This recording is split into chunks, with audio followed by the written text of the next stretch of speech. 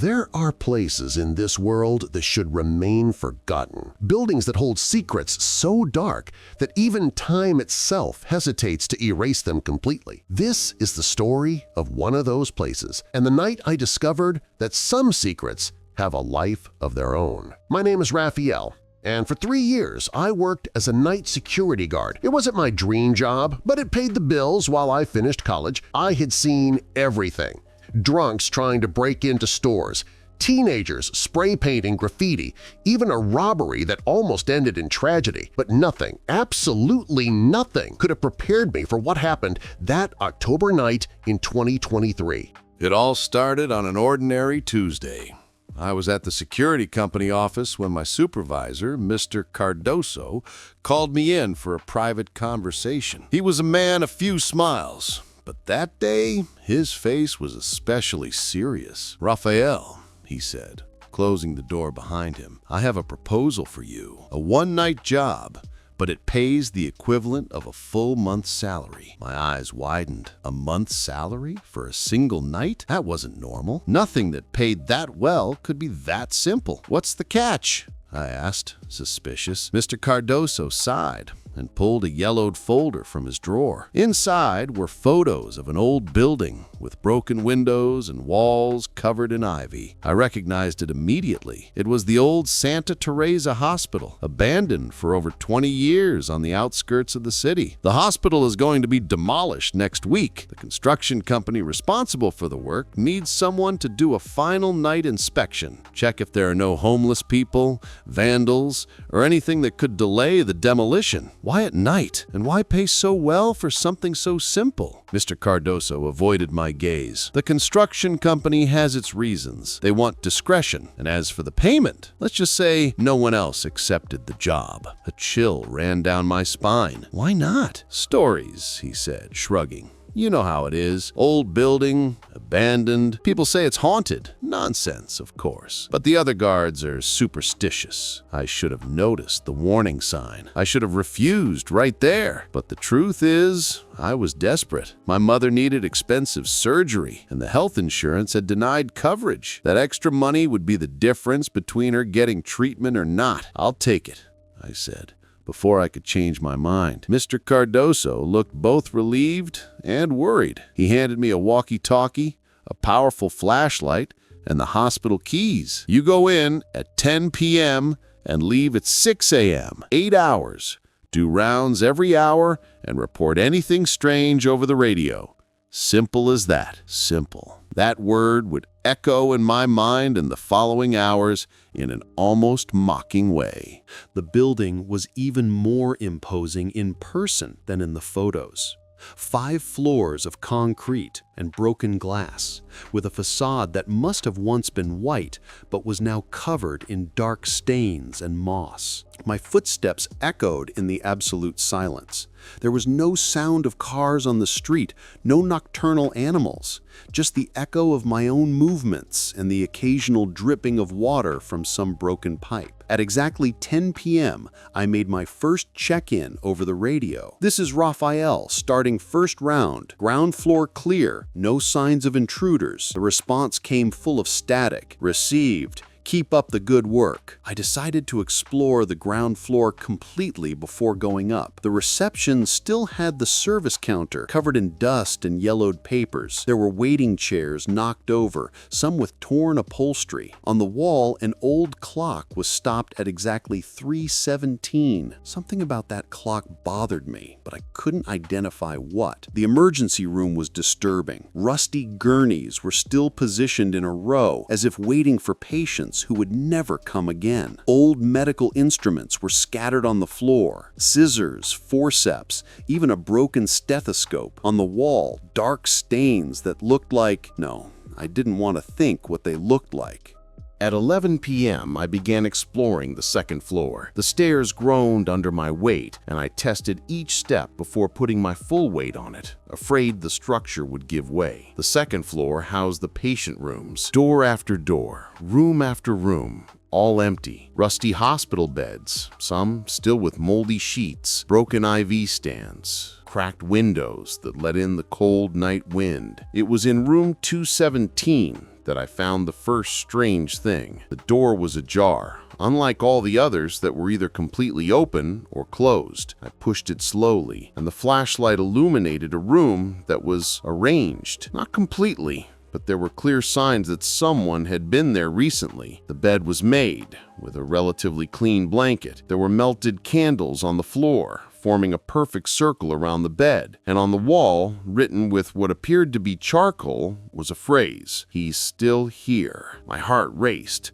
I grabbed the radio immediately. "Mr. Cardoso, I found signs of recent occupation in room 217. It looks like someone was using this place." Static. Then the distorted voice. "Investigate further. Could just be homeless people. Don't panic. Don't panic." Easy to say when you're not alone in an abandoned hospital at 11 p.m. at night. I continued the exploration, but now I was more alert. Every shadow seemed to move. Every sound seemed louder. In room 223, I found more candles. In 229, there were strange drawings on the walls, symbols I didn't recognize, forming complex geometric patterns. And then I heard it, a sound coming from the end of the corridor. Footsteps, slow, dragging, as if someone was walking with difficulty. "Is anyone there?" I shouted, my voice echoing. "This building is condemned. Identify yourself." The footsteps stopped. The silence returned, heavier than before. Midnight. Time to go up to the 3rd floor. I seriously considered skipping this part and just reporting that everything was clear, but something inside me, maybe professional pride, maybe morbid curiosity, made me continue. The 3rd floor was different, darker, colder. My breath formed vapor clouds, despite it being October and not that cold outside. The walls here had more of those dark stains, and the sweet, sickening smell was stronger. This floor housed the psychiatric ward. The doors here were heavier, with small, reinforced glass windows. Some still had patient names on faded plaques. Maria S., Zhuang P., patient 317. Patient 317. That number again, like the stopped clock. I looked through the window of room 317's door. Inside, unlike the other rooms, there was something written on the walls. Not with charcoal or paint, but scratched directly into the concrete. Hundreds, maybe thousands of words, covering every available inch. I opened the door. The smell hit me like a wall. It wasn't just mold. It was something organic. Rotten. I covered my nose with my sleeve and entered. The words on the walls were all the same, repeated infinitely. "Don't let him out! Don't let him out! Don't let him out!" In the center of the room, there was a chair, and on the chair, there were clothes. Old, moldy clothes, but clearly positioned as if there was still someone sitting in them. A hospital gown, pants, even shoes carefully placed. And on the back of the chair, hanging as if it were a hat, there was something that made my blood freeze. A mask. Not a common medical mask, but an old leather mask, the kind that doctors used during the bubonic plague, with a long beak and dark glass eyes that seemed to watch me, even with no one behind them. I took a step back, and my foot hit something. I looked down. Bones, small, white, arranged in a circular pattern around the chair. Animal bones, I tried to convince myself. They had to be animal bones. That's when I heard the voice. "You shouldn't be here." I spun so fast I almost fell. My flashlight illuminated the empty corridor. There was no one. "Who's there?" I shouted, my voice trembling. "Show yourself!" "You shouldn't be here," the voice repeated. It was hoarse, as if it hadn't been used in a long time, and it came from everywhere at once. "He's going to wake up!" I ran. I'm not proud of it, but I ran. I left room 317, went down the corridor, my boots pounding hard on the cracked linoleum floor. I reached the stairs and went down 2 steps at a time, almost tripping in my haste. I stopped on the 2nd floor, panting, trying to regain control. My radio crackled. "Rafael, what is your position? Are you okay?" It was Mr. Cardoso's voice, but there was something strange about it, a metallic, distorted quality. I heard someone on the 3rd floor. A voice. Silence. Then, impossible. The sensors didn't detect any movement besides yours. Must have been the wind or your imagination. Continue the rounds. It wasn't my imagination, I shouted into the radio. I heard it clearly, and there are bones in room 317. This isn't normal. Calm down, Rafael. You're letting the environment affect you. Take a deep breath. You're already past halfway through the shift. Just a few more hours. Just a few more hours. I looked at my watch. 12:47 a.m. Still more than 5 hours to go. I decided I wouldn't go back to the third floor. To hell with the complete job. I would explore the fourth floor, do a quick round on the fifth, and then stay on the ground floor until dawn. The fourth floor was the administrative area. Offices, file rooms, the old director's office. Less scary than the patient floors, I thought. I was wrong. The file room was unlocked. Inside, old medical files still filled the dusty shelves. I grabbed one at random. Patient 317. Admission, March 15, 1998. My curiosity overcame my fear. I opened the file. Patient 317 was a man named Dr. Augusto Mendes. Not an ordinary patient. He was a doctor, a psychiatrist, who worked at Santa Teresa Hospital itself. According to the records, he had developed an obsession with transcending death and began performing unauthorized experiments on terminal patients. When he was discovered, he had already— my stomach turned as I read— he had already killed 17 patients in his experiments. He was declared insane and admitted to the very hospital where he worked, in the psychiatric ward on the third floor. The last entry in the file was from March 17, 2003. Patient 317 found dead in his cell at 3:17 a.m. Cause of death? Undetermined. Body showed inexplicable signs. Immediate cremation recommended. My mind raced. The clock stopped at 3:17. Room 317. 17 victims. And then I realized something that made my blood freeze. The date of death. March 17, 2003. Exactly 20 years ago. And today was October 17. No, wait. I looked at my watch again. It was already past midnight. Today was October 18. But yesterday, when I accepted the job, it was October 16, which meant I had spent the night of October 17 here, the 20th anniversary of Dr. Augusto Mendes's death. This couldn't be a coincidence. I grabbed the radio with trembling hands. Mr. Cardoso, I need to get out of here, now! Static. Then, that distorted voice. Impossible. You signed a contract. Full 8 hours. To hell with the contract. There's something very wrong here. Did you know about Dr. Augusto Mendes? Did you know what happened in this hospital? More static. And then a laugh. Low, hoarse, not human. Of course I knew, Rafael.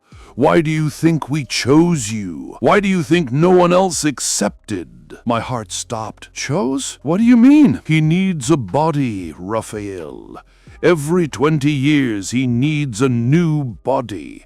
And you were so desperate, so needy.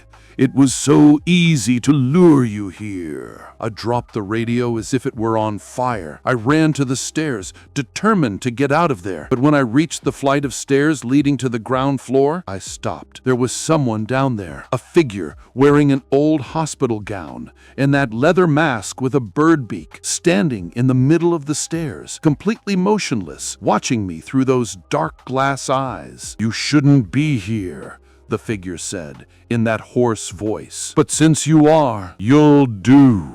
I ran upstairs, my lungs burning. 5th floor. There had to be another exit. A fire escape, anything. The 5th floor was the technical roof, old ventilation equipment, rusty water tanks, and there, thank God, an external fire escape. I ran to it, but stopped when I saw the ladder was destroyed. The metal steps had been cut, leaving only the first 3 meters intact. The rest was a 5-story drop to the cracked concrete below. I was trapped. I heard footsteps coming up the stairs, slow, methodical, inevitable. I looked around desperately. There had to be something, some weapon, some exit. My eyes landed on a rusty metal pipe part of an old ventilation system. I ripped it from the wall with strength born of desperation. The figure emerged from the stairwell, taller than it seemed from afar. The mask reflected my flashlight's light grotesquely. 20 years, the voice said. 20 years trapped in this place, between life and death. But tonight, on the anniversary of my death, the veil is thin, and you're going to give me passage back. No, I said, my voice firmer than I expected. I won't let you. The figure laughed. You have no choice, just like the others didn't. The security guard from 20 years ago, the janitor from 40 years ago. They all thought they could resist. They all failed. He advanced, and I swung the metal pipe. It hit the mask with a hollow sound, but the figure didn't even flinch. Hands cold as ice grabbed my neck. Squeezing, my vision began to darken. Images flashed through my mind. My mother, my friends, everything I would never do, never see. And then, through the fog of fading consciousness, I heard something, a distant but growing sound. Sirens. The figure hesitated. The hands loosened slightly. No, it hissed. Not yet. I was so close. With my last strength, I pushed. The figure stumbled backwards, and I ran. Not to the stairs, but to the edge of the roof. There was an adjacent building, lower, maybe 3 meters away. I had never been good at athletics, but in that moment, with a supernatural creature behind me and sirens approaching, I ran and jumped. I woke up in the hospital, the real hospital, not Santa Teresa. I had broken a leg and 3 ribs in the fall, but I was alive. The police told me they received an anonymous call about suspicious activity at the abandoned hospital. When they arrived, they found me unconscious on the roof of the adjacent building. No sign of anyone else. Mr. Cardoso disappeared. The security company denied having any knowledge of the job. There was no contract, no record that I was there, but I know what I saw. I know what happened, and I know that in 20 years, on October 17th, 2043, someone else will receive a tempting proposal. A one-night job, paying very well, in a building that should have been demolished a long time ago because Santa Teresa Hospital is still there. They tried to demolish it 3 times. Every time something went wrong. Accidents, structural problems, legal issues. It's as if the building doesn't want to be destroyed. As if it's waiting for the next anniversary, for the next victim. I survived, but I look at the calendar with growing dread each passing year because a part of me wonders, did I really escape, or is he just waiting? Sometimes, late at night, I wake up at exactly 3:17 a.m., and for a brief moment before being fully conscious, I smell it, that sweet, sickening smell, and I hear the voice whispering in the dark, "You shouldn't have left, but don't worry, I'm patient, I can wait."